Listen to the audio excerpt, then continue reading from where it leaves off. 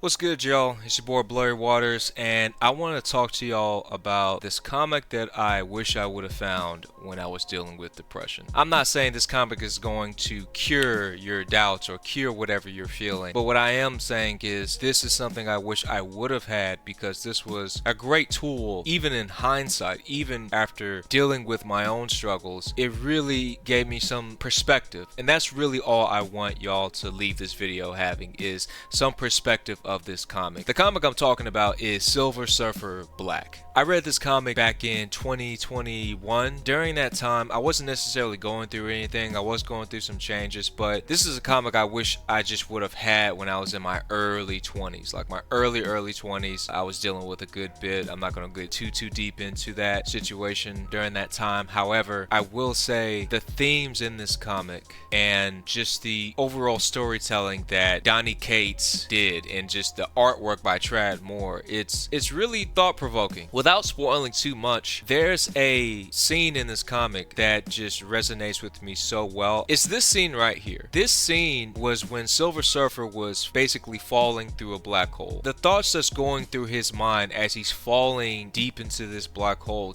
it's really a love letter to those that are dealing with mental health, that are dealing with any type of depression that has come their way. I'll just go ahead and read it. As he's falling through the black hole, he says, "And finally I gasp, my lungs fill with nothing.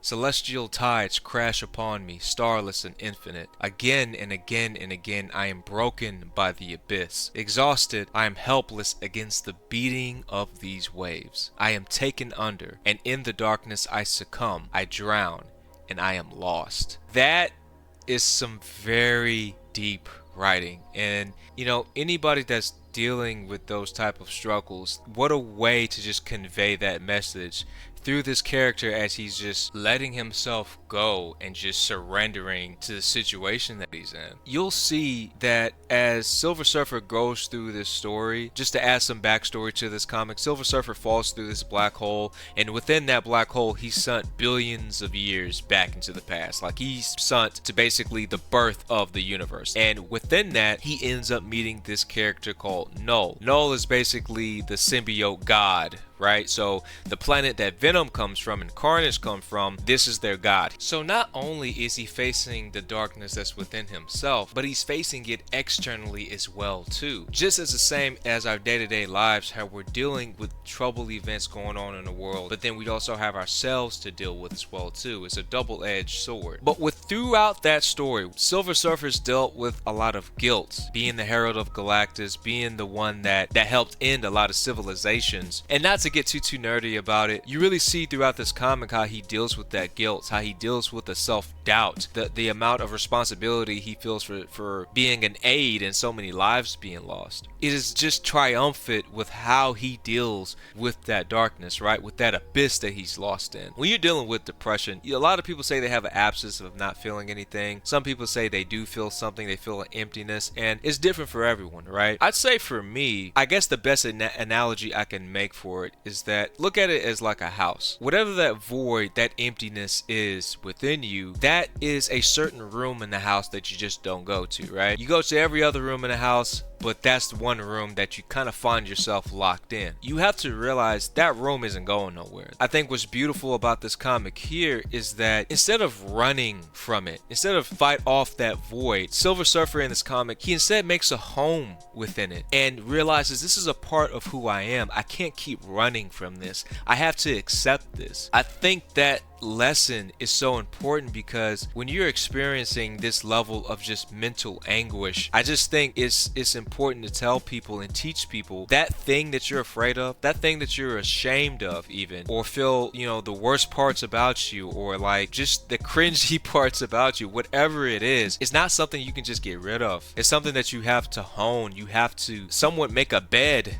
out of it, right? If you're gonna be there, you might as well make the best of it, right? That's what Silver Surfer does throughout this comic. He doesn't run away, and it's such a beautiful portrayal with how he accepts it. Another panel in this comic, it shows him as he's accepting all the darkness that's within him. He says, "I am remade, and in doing so I remember who I am and who I've become. I am Norin Rad, creator and orphan son of Zenla, and I am a noble light in great unending darkness. I am a friend, an ally, a lover, and to most a savior. I am known by many in the universe wide as the Silver Surfer, the sentinel of the space waves, a herald unchained, but not death, no longer that. The darkness I have given now balanced with the light I have shared, and in doing so, my hands are no longer drenched in red. That is just some beautiful writing. Beautiful writing in him just overcoming himself, overcoming his doubts, overcoming this nothingness that he's felt throughout his life. And I don't know, I think it's just such a,